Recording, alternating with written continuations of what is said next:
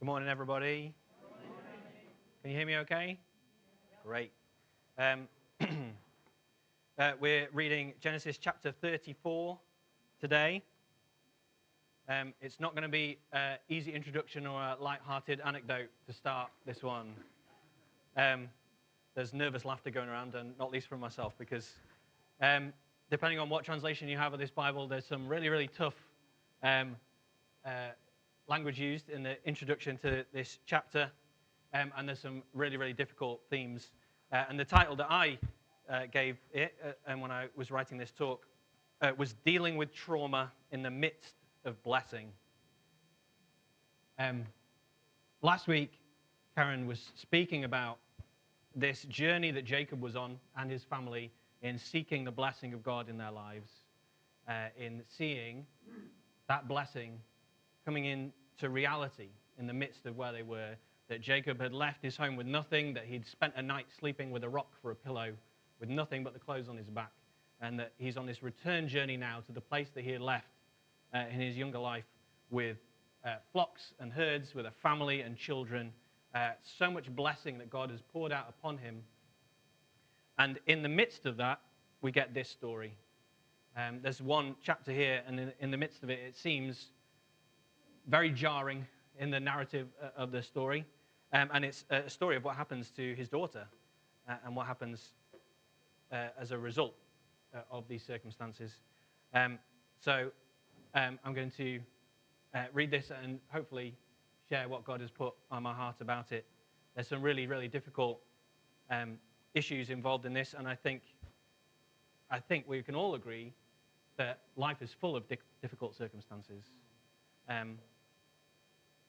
And that some people will find reading passages like this really, really hard and really difficult. Some of us will read about the trauma that this family experiences and think about the trauma that we've been through in our life. Difficulties, hardship, pain, loss. These are all realities of life that we all have to deal with, and how we deal with them is the Christian experience. This is what it means to follow Jesus. It means to stand in the midst of real life, looking at real events happening around us, and figuring out, how is this part of God's plan? How is God bringing blessing right now? And where is God bringing blessing right now? So we're going to read this together. I'm going to stop a few times as I read through it, but we're reading through Genesis chapter 34. And in fact, I'm going to actually go back to Genesis 33, because there's a couple of verses that give us a little bit of the context. After Jacob had met up with Esau, the last few verses say this: For 100 pieces of silver, Jacob bought from the sons of Hamor, the father of Shechem, the land of ground where he pitched his tent. And there he set up an altar and called it El Elohe Israel. So this is the first time that he's actually purchased land in the place where God has sent him. And that right now, this is the end of his journey as a traveler. He's actually bought the piece of land that he's pitched his tent on at this point in the story. And then this next chapter is about a relationship between him and the surrounding nations, and how they're going to deal with each other, how these people are going to form a community. Remember that those blessings that were given to Abraham and then to Isaac, and now that Jacob has taken on, God promised him all nations of the world would be blessed through you and through your offspring. And then this story comes along. Okay, now beginning of chapter 34. Now Dinah, the daughter Leah had borne to Jacob, went out to visit the women of that land. And when Shechem, son of Hamor the Hivite, the ruler of that area, saw her, he took her and raped her. His heart was drawn to Dinah's daughter of Jacob. He loved the young woman and spoke tenderly to her. And Shechem said to his father Hamor, "Get me this girl as my wife." When Jacob heard that his daughter Dinah had been defiled, his sons were in the fields with their livestock, so he did nothing about it until they came home. It's a really tricky start to a chapter to look at that and to say, what do we do with this? When we read this, how do we understand a God who wants to bless his people, who wants to bless the offspring of Jacob? And then we read this story. And it follows on from what we just read at the end. He's bought this land. He's pitched his tent. He's wanting to settle and bring blessing to the nations around him. And it starts by saying the very first verse mentions that Dinah goes out to visit the women of this land. And this is when this horrible thing happens. It can't be understated, can it?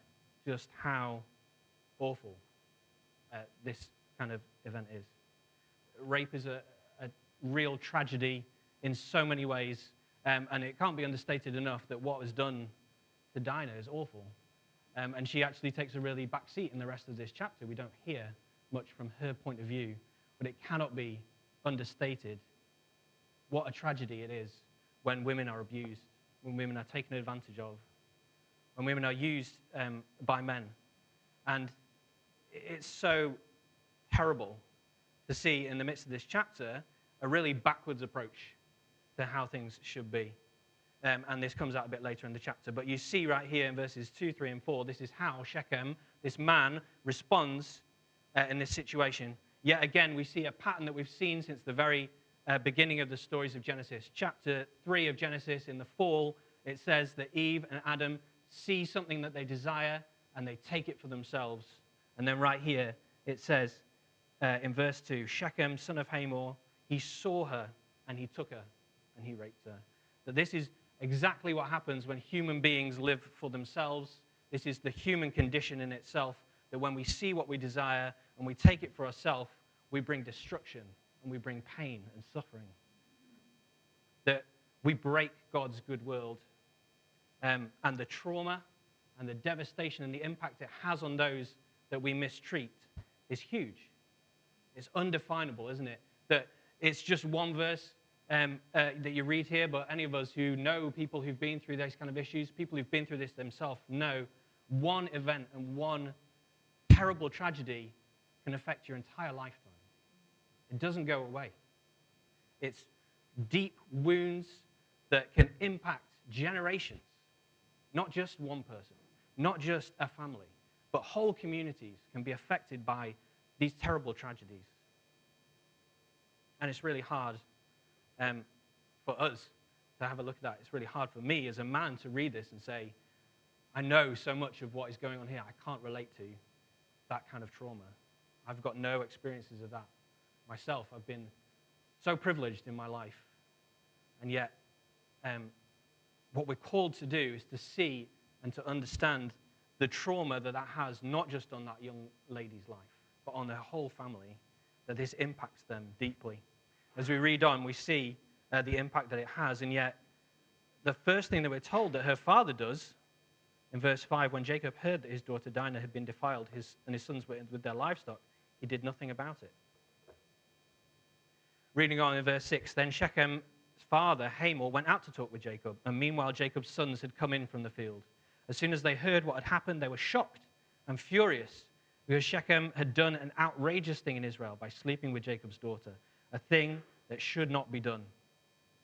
Isn't it terrible that you have to put that verse in to make that point? This is not the way that things should work. And yet, as we see the story goes on, this is a story about vastly differing worldviews trying to mesh together. That the approach that Shechem takes is first, he takes this woman and he rapes her, and then he falls in love with her, and then he seeks to marry her. And that this narrative, as you see, is he and his father enter into conversation with Jacob and with Jacob's sons. They say, this is the way things work around here. And maybe we can seek each other's benefit here. Maybe we can be a blessing to one another. This becomes the narrative of this story. And yet, isn't it terrible that this is what they have to point out? This is not the way that things should be. And yet, this is a reality of our world.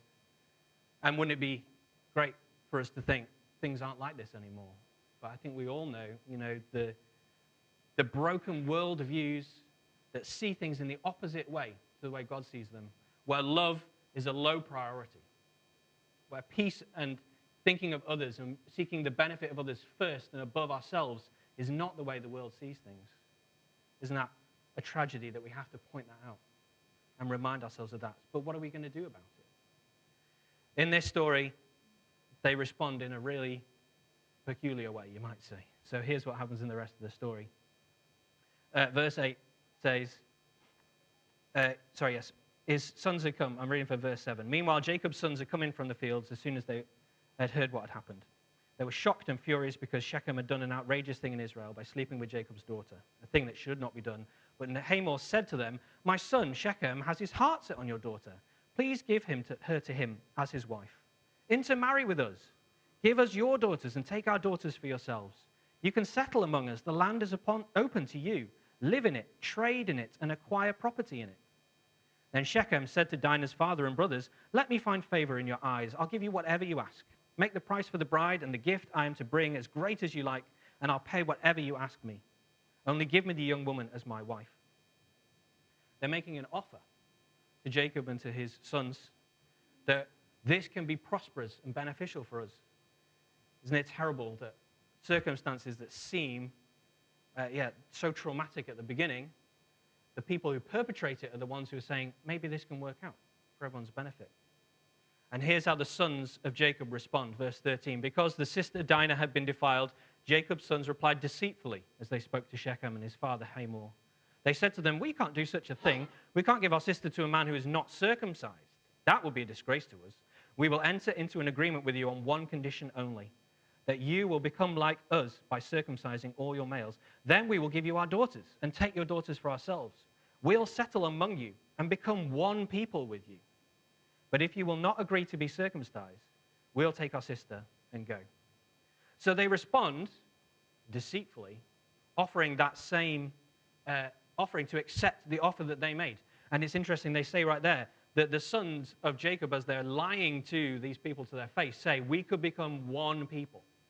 That this is the thing that they're seeking, that the people of Shechem and Hamor and his sons, what they're wanting is prosperity for themselves and for their own family. And they see when a huge group of people like Jacob and his sons arrive on their doorstep, they say, if we bring them into our culture, if we incorporate them into our lifestyle, if we become one people with them, we're bigger and we're stronger and we're better for it.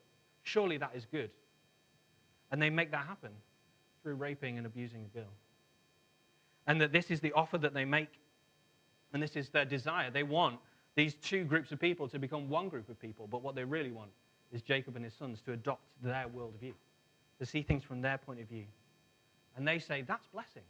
We'll be bigger, we'll be stronger, we'll be richer, we'll be better off for it. That's the worldview that they sell. And that kind of deceit can be really pervasive in our culture, can't it? Saying that if we compromise, if we give in, if we do nothing, like what Jacob did in the beginning of that verse, if we do nothing and we just go along with what the world says, is that going to be better for us? Is that how we're going to become rich and prosperous? Is that how we're going to become influential and make a difference in this world? Isn't that what we want to do? Surely if we listen to what the world says and we go by the world's agenda, then that's something we can achieve. So while Jacob did nothing, Jacob's sons, meanwhile, are very busy. We're carrying on from verse 18. Their proposal seemed good to Hamor and his son Shechem. The young man who was the most honored of all his father's family lost no time in doing what they said because he was delighted with Jacob's daughter. So Hamor and his son Shechem went to the gate of their city to speak to the men of their city. So now this one family who's a leader in their community has agreed to do this thing, to go along with this lie that the sons of Jacob have promised. And as a result, now they have to convince all the other men in their community that this is what's best for them. And this is how they pitch it. This is how they sell their idea. Verse 21, this is what they say. They say, "These men are friendly towards us," they said. "Let them live in our land and trade in it. The land has plenty of room for them. We can marry their daughters and they can marry ours. But the men will agree to live with us as one people only on the condition that our males be circumcised as they themselves are. Won't their livestock, their property, and all their animals become ours? So let us agree to their terms and they will settle among us." They believe if they do this bold, crazy gesture, all the males in their midst becoming circumcised, they're like, this is a clear indication that we're committed to them becoming part of us. And this is going to be for our benefit. This is how he sells it to those other men of their community, the other families. This is going to be beneficial for us. So verse 24, all the men who went out of the city gate agreed with Hamor and his son Shechem, and every male in the city was circumcised. 3 days later, while all of them were still in pain, 2 of Jacob's sons, Simeon and Levi, Dinah's brothers, took their swords and attacked the unsuspecting city, killing every male. They put Hamor and his son Shechem to the sword and took Dinah from Shechem's house and left. The sons of Jacob came upon the dead bodies and looted the city where their sister had been defiled. They seized their flocks and herds and donkeys and everything else of theirs in the city out in the fields. They carried off all their wealth and all their women and children, taking as plunder everything in the houses. It's hard to see how the purposes of God work out in the midst of this. When I said, how do we see blessing coming in the midst of trauma, when in response to that trauma, Jacob appears to do nothing. Jacob's brothers lie and then attack and murder people and then steal from them. And that very thing that those nations, the men of Shechem and Hamor, what they wanted was to become richer and more prosperous through this. And as a result of this crazy action of Simeon and Levi, when they attack and murder people, they become richer. They take all their goods. That actually the nation of Jacob's household becomes blessed, physically blessed, through this process. They become richer. They become, they get all the benefit of all this material goods through this. And then you get this conclusion, verses 30 and 31. The two viewpoints within this family are saying that this passage is a lot about worldviews. There's a worldview difference between God's people, Jacob's family, and the men of Shechem and their worldview. But there's a difference in worldview within the family too. Jacob, it says, doesn't do anything at the beginning. When his daughter is abused and taken advantage of, he doesn't do anything at this point. And so his sons feel like they have to do something. And what they do is they lie, they deceive, they take advantage of people, they kill, they steal. And then, verses 30 and 31, Jacob speaks to his sons.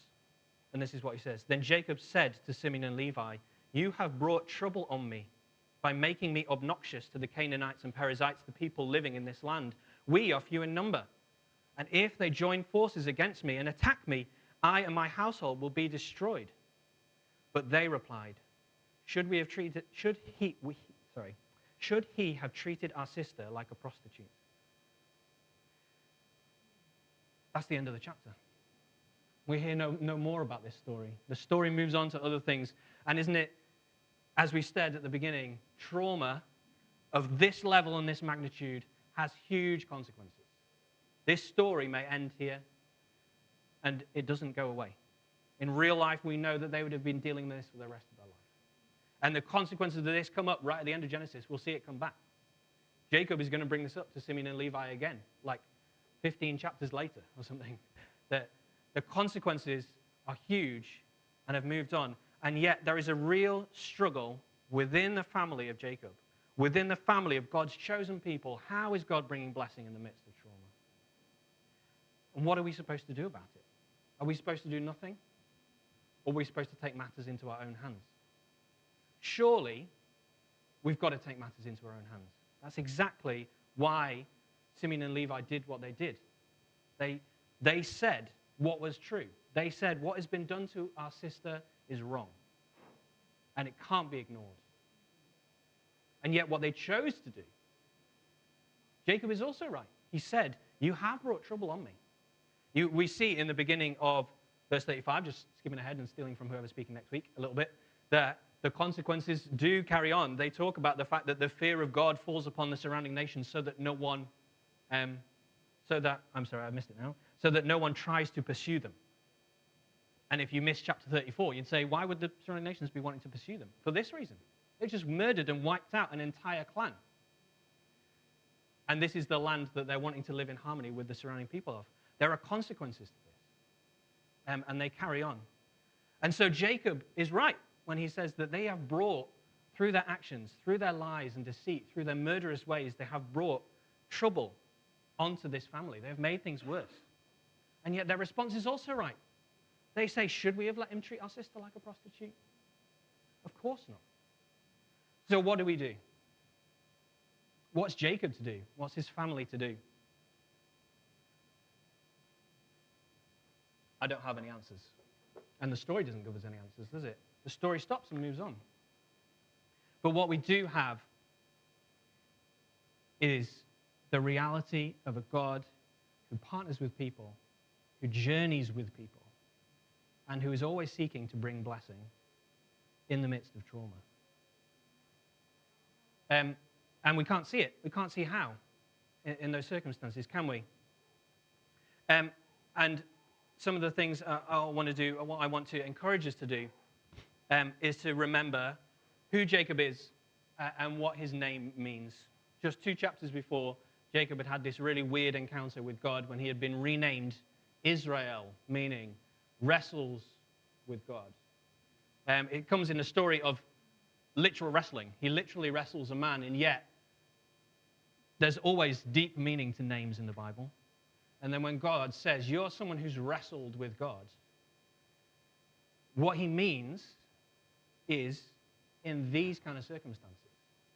When trauma comes and you say, how is this God bringing blessing on me? Do you give up and do nothing? Or do you give in and fight? See, this is the real challenge as well, isn't it? The sons of Jacob see their sister abused, and they say, we have to do something, and so we're going to fight. And we're going to take for ourselves. And then what they end up doing is exactly what the man who abused their sister did. They take something that they want for themselves. They say, we're going to do what's right by us. We're going to protect our own, and who cares what happens to other people? That they're doing exactly the same thing. That they're right that we can't do nothing. But it's also true that if the way that we deal with difficult circumstances is just do what the rest of the world does, we're going to bring more trauma into the world. We're going to bring more grief and more sadness, more brokenness. And the God of the Bible is about bringing blessing. His promise is to bring healing and restoration. In that I said that there are similarities between this and this pattern all the way through Genesis that you see in the garden, that when Adam and Eve see what they want and take it for themselves, they break a relationship with God, and God tells another story. There's another pattern, and the pattern is a God who relentlessly follows his people and wants to bless them. He wants to fix what we have broken, and he's the only one who can fix what we have broken, and he's the one who will fix what we have broken. And this story is about worldviews within God's own people that say, we don't know what to do. So what do we do?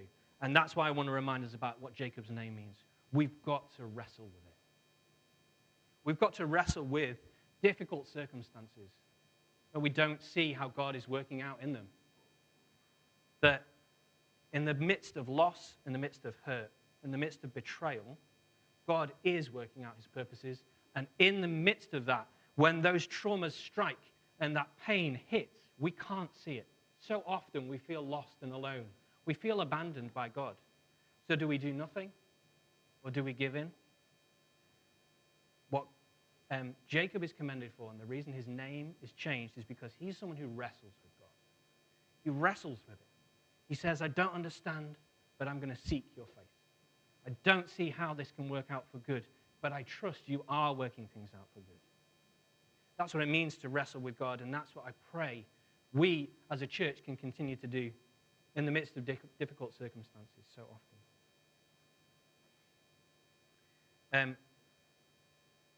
Well, the other thing I really want us to do is to point us to the cross at this point. Andy was saying, how are you going to conclude this chapter?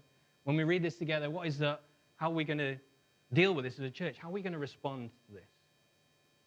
And the way I want to respond is by looking at the person of Jesus and just pointing out, there's an amazing Bible Project video, which I highly recommend, and I think every time I'm up here, I end up talking about at least one.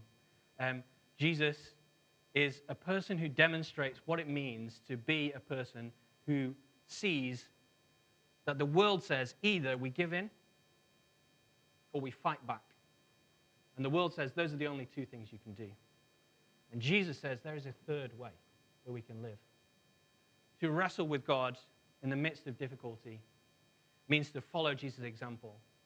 The name of the video, just in case you want to watch it, I highly recommend it. It's called The Way of the Exile. And it's talking about in the midst of this, the exact circumstance that Jacob and his family find themselves in. They're in a foreign land. They're trying to settle and set their own home up, but they're surrounded by worldviews that massively differ with them, clash with them. People attack them. People abuse them. This is what happens to his daughter in the midst of this place where God says, I'm going to bring you here and build blessing, and yet this has happened. And so Jesus talks to people who are living under Roman rule.